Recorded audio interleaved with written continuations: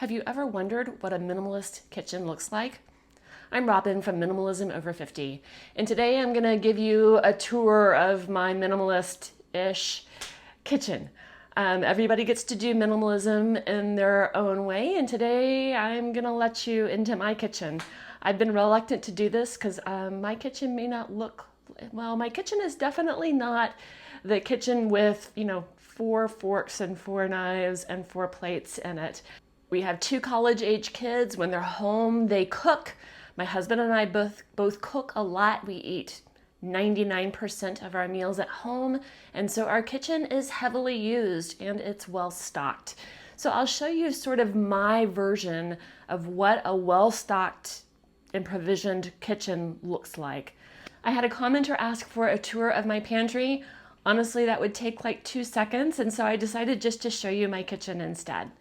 I'll show you the kitchen and give you a little bit of background, so let's get started. So first, a little bit about our house. The new part of our house was built in 1924. The original part of our house is a carriage house, and we don't know how old it is.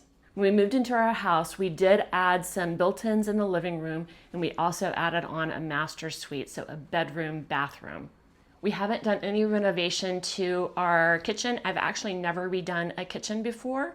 One of the first things that I did was to paint the cabinets in here, and I did that myself. The last 2 houses that we've lived in, I have also taken off most of the cabinet doors as one of the first things. The background on that is we did it when the kids were little, to make it easier for the kids to be able to put dishes away and for when kids came over to be able to find everything. We also were doing a lot of soup nights. I want to get back to that, but I wanted people to be able to rummage around in my kitchen and find what they needed to find. It also makes putting away the dishes from the dishwasher easier. I don't know what I'm gonna do when we're planning to eventually redo this kitchen at some point, but I have no idea what I'll do in terms of cabinetry. I'm drawn to the idea of open cabinets just because of what I just said, ease of putting things away from the dishwasher, ease of being able to get exactly what you need, and I like the look of them, but I don't know if I'll put open cabinetry in a kitchen that I redo at some point.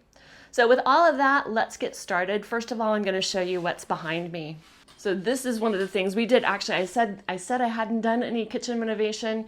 We did build in this nook.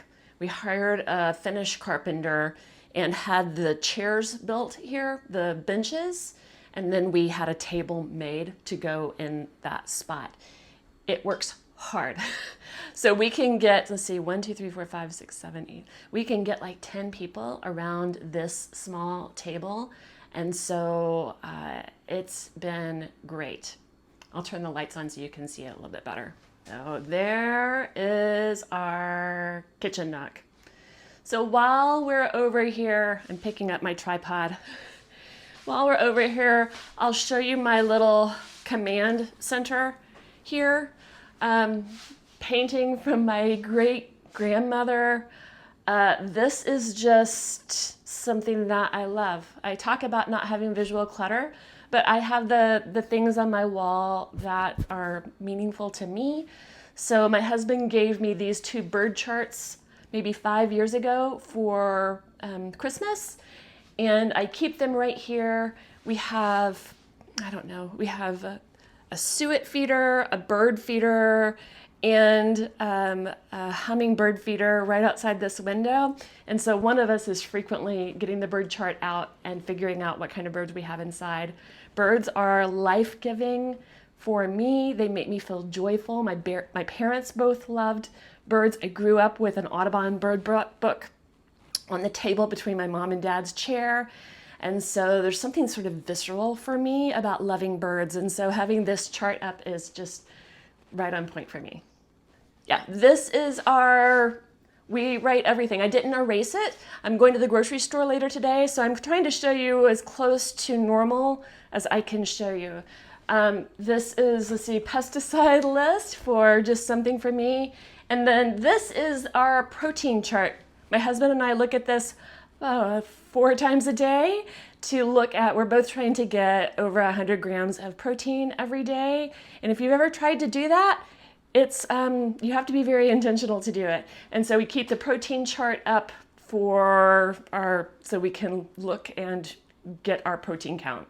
I guess I'll just take you around the perimeter of my kitchen. So there is my stove. I'll show you that. We keep utensils out on the counter. I know I talk about not having too much on your counter, and I'm feeling a little sheepish right now, but everybody's going to do what works for them. I do believe in a spare countertop, having it sort of cleared off. And so the things that you'll see out are the things that work for us. And also, I don't live by myself. I live with my husband, and my college-age kids do come home. And so, it's not all about me. It's toggling with a whole family. So anyway, here is that. This is my husband's, I'm calling it my husband's coffee setup, but in reality, it's mine too. So my husband is a coffee nerd, a coffee geek, definitely a coffee snob. We all tease him about that. But here we go. We have his grinder, which is regular coffee, my grinder, which is decaf, and then here is our espresso maker. This is a definite splurge. I'm very grateful. It was an expensive coffee maker. All of the stuff is pricey, and we enjoy it every day. So let me show you. Here is my countertop here. So I'm holding my tripod so I don't have to take it in and out. So this is a point of contention for us.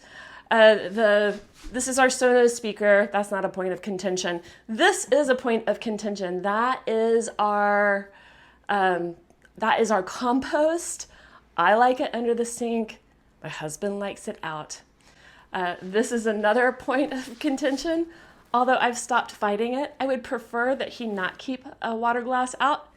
But I also am, old enough to get over myself. And my husband, that I have loved for 27 years and been married to, likes to have a water glass out. And so we have a water glass out. Yeah. Relax, Robin. It's okay. So then here we have our sink with our dishwasher is down below. This is one of my splurges. I got Mrs. Meyer's yummy smelling stuff. It's their rose scent. So that is out. Our tea kettle does stay out. If I ever redo the kitchen, I'd like to do hot water on demand, but at this point we don't have that, and we do drink tea. Both of us have used this every day, several times. And so, yeah, that is our tea kettle and our workhorse KitchenAid. We got that as a gift from my grandparents when we got married. And so that is still the original KitchenAid. So up above, I have our tea things, some other things to see, things that we use frequently. Here are some croutons, our juicer. I use mason jars. I don't have canisters. So I use mason jars. I shop in the bulk section of our grocery store, bring everything home, and put it into mason jars. So that is the context. My husband makes homemade granola for himself. For me, it's too caloric and too sugary. For my goals, my husband doesn't have to worry about some of the goals that I have around maintaining my weight. So he eats the granola. I really don't eat the granola. And then we have several different kinds of protein powder. Protein powder is something that I use on the regular to help me meet my protein goals. I'm trying to gain muscle. So yeah, protein's a big deal with that. So here is where our dishes are stored, right here, and coffee cups. Our dishwasher is, 75% full right now, so not everything is in here. The things that I need every day. I have 2 dogs that are a little high maintenance. So both of my dogs have medical needs. I have one dog who is 10 years old and she's just getting old and she has arthritis. So I have meds here that I give her every day along with a supplement for her joints. My other dog has severe allergies. He's prone to skin issues, and before we started seeing an allergist, he had chronic ear infections. Now we are so grateful he is on a serum, an allergy serum, which has stopped the ear infections. Yeah, so that's a long-winded way to tell you we have 2 dogs with medical needs. I'd love to hear what y'all do about this. That is fruit out. I want that out. First of all, it needs the air around it. And second of all, that is a good choice for me during the day in terms of a carbohydrate. For me to have a whole piece of fruit with something with a little bit of fat and protein in it is a good choice for me. And so I want to keep the good choices front and center. I don't like the fact that it's something else on my counters, but maybe I just need to get over myself. I don't know. If you know of a better solution, I know some people have like wire baskets that hang. I'd love to hear what you do if you have a great way of handling fruit. I forgot to show you. Here is, it's up above the coffee. Up above the coffee, we have our magnetized knife racks. We got these when we got married as a wedding gift, and I can't say enough good things. Every place that we have lived, even when we moved to Chicago for my husband to go to graduate school and lived in an apartment for 2 years, everywhere we've lived, we have taken these knife racks with us because we love them so much. We also still have the original knives that we got for our wedding 27 years ago. So these things work hard. I'm coming back in editing again to show you these cabinets. Up here is where we have vinegars and oils above the stove. And then in this cabinet, we have all of the spices and the baking goods, or a lot of the baking goods. So this is not something I would repeat. If I were putting bins in this cabinet now, I would use clear bins.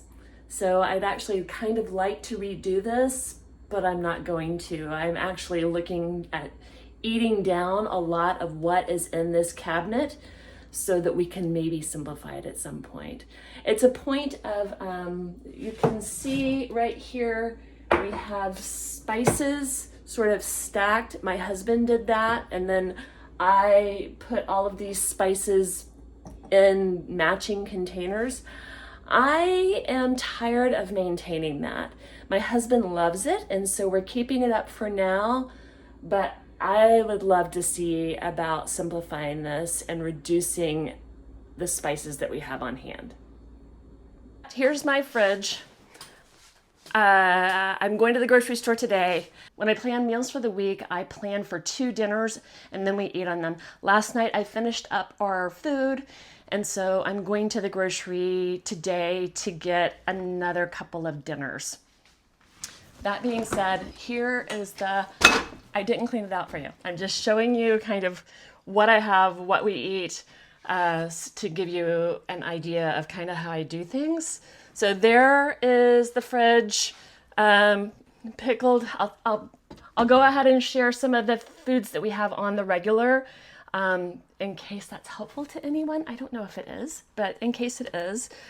So some of the ongoing things that I do for flavor that also help me meet my dietary goals. I keep pickled onions in the fridge. I make 1 or 2 batches a week. Let's see. I have almond butter in here. Almond butter, I use a tablespoon on my yogurt in the mornings. Whole fat Greek yogurt. We buy 2 containers of this a week. Milk. This is cabbage soup. So I eat that when I'm hungry and I need a healthy carb choice for me. I will have this cabbage soup, and it's like sort of a freebie snack for me. Let's see, this is garlic confit. I make big batches of this and then freeze it. It's great in salad dressing, on roasted vegetables. It's just delicious. And then the other thing that I keep on hand is preserved lemon. So this stays good forever. I preserved this like a year and a half ago, and I preserved this whole container full, and it's still lasting me. Every time I roast a chicken, I use it. I use it when I roast vegetables. It's delicious and lasts forever. Let's see, eggs. We eat a fair number of eggs. Produce, yeah, sparkly waters. I keep sparkly waters on hand. I have talked about, this serves a couple of goals. For me, first of all, I have been sober for almost 8 years, and so having sparkly beverages on hand just feels like special and fun for me. It's also a freebie in terms of calories. So there's that. And then I have leftovers from other dinners. There's half a yam that I'll eat at some point. I keep stocked lemon and lime juice always at the ready. The other thing that I use a lot of are sour things, and I use them for tuna. So unsweetened. So this is, banana peppers. I use both banana peppers and the pickled onions in the tuna that I make for myself. And I make tuna with Greek yogurt instead of mayonnaise. I know I talk about buying any containers last. This thing has been great. I bought this a couple of years ago, and this is the plastic bin that I use in my fridge for meat. It's just very easy to clean if anything spills, and it keeps meat away from everything else in my refrigerator. So here is my pantry. My husband's working downstairs, so you may hear him in the background, but this is as good as it gets, and so here we go. And so I'll just tell you what's in here. So up here I have all of my Tupperware. I've pretty much gotten rid of anything that doesn't match. This is my old Rubbermaid it's stacked, Rubbermaid with lids. And then I have these. I have 3 of these in the smaller and 3 of these in the bigger size. They're just glass with like lids that snap on. Up here is where we keep water bottles along with coffee cups for coffee to go. I really don't buy water, but we always carry a water bottle with us when we go. So the reason there's no water bottles in here right now is because my husband and I each have one that we use, and that's pretty much it. Our kids have their own as well. We don't have a stocked water bottle shelf because we each really only have one. Yeah, so things that we don't have room for in the other cabinet. So there is our shredder. My husband and I eat 2 different kinds of tuna. He eats chunk light. I eat albacore, so we each have our own tuna in here. He likes this crappy peanut butter. Dina's the judgy in me. He likes this not healthy peanut butter. And I fought that battle when my kids were young. I am done with that. He wants this peanut butter, he gets this peanut butter. So there we go. His peanut butter, all my beans back here. So I have, let's see, just for your reference, wondering how much does a minimalist, whatever my version of a minimalist, keep on hand. Right now, today, I have, 5 cans of black beans, 3 cans of pinto beans, and 2 cans of kidney beans. I always have beans on hand. Beans and rice are always an easy dinner. It's a complete protein, and I don't want to go out to eat unless I'm wanting to go out to eat. I don't want to go out to eat just because I don't have my plan together. So that's always sort of my default plan, is beans and rice. And then over here is just all the things that I don't want to run out of. Whenever I put the next jar of whatever into the fridge, it'll go on my list again so that I'll have the backup waiting in my pantry. So when I get down to, like, my husband is running low on tuna, that will go. I'm going to the store later today, and I'll pick up probably 8 cans for him because we use it so much. But the things that we have on the regular: mayonnaise, my husband eats mayonnaise. I always keep a bottle of, an extra bottle of lemon juice and an extra bottle of lime juice in the pantry. Yes, ideally I should use fresh, but most of the time I don't. Most of the time I use bottled lemon juice and bottled lime juice. Let's see, looking in here, yeah, I have olive oil. I have olive oil spray. I have another thing of Kalamata olives, yeah, salsa. And then when our kids come home, we cook not as healthy, and that's okay. They're in their early 20s. They don't have to be careful about what they eat like Charlie and I do. And so down below, I'll show you, down below is where we have, this is all the baking stuff. So brown rice is not baking stuff, but there's brown rice, there's brown sugar, our daughter's rice that she likes, which is a Calrose rice. Here are a few older bulk spices that I'm still trying to go through. They're not that old. They're maybe a year old, so old-ish, but herbs de Provence. So I'm coming back and editing to talk about this. I just don't buy these big bulk spices anymore. I do buy in the bulk bin at Winco, but I don't buy these large containers of spices anymore. I'm trying to eat through these, but in practice, this isn't something that I buy anymore.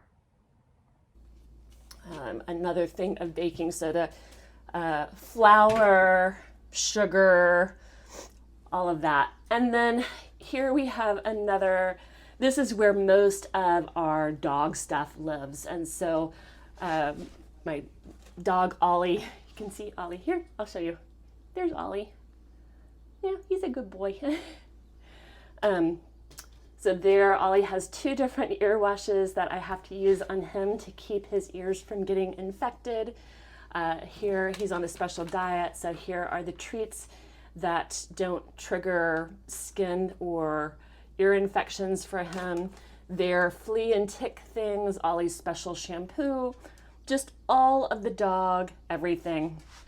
A couple of other things to show you. Here is the snack cabinet for when my kids are at home. Let's see what's in here. Here is a little Jif to go. The cookies that we get when we fly. Here are chomps. I was keeping those on hand for me. I have to be careful with my sodium, so jerky's not a great choice for me. Now I keep usually an apple and some nuts in my purse for emergency food.